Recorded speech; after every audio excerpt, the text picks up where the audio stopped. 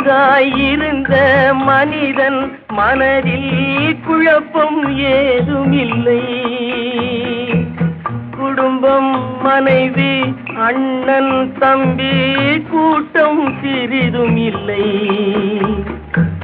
ஆசை, பாசம், காதலில் விழுந்தான், அமைதியை காணவில்லை. அலைந்தான், தவித்தான், துடித்தான், மடிந்தான், யாருக்கும் லாபம் இல்லை.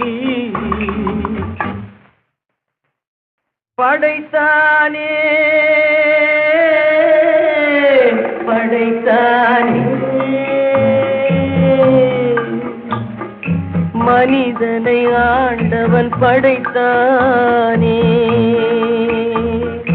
வளர்த்தானே வளர்த்தானே.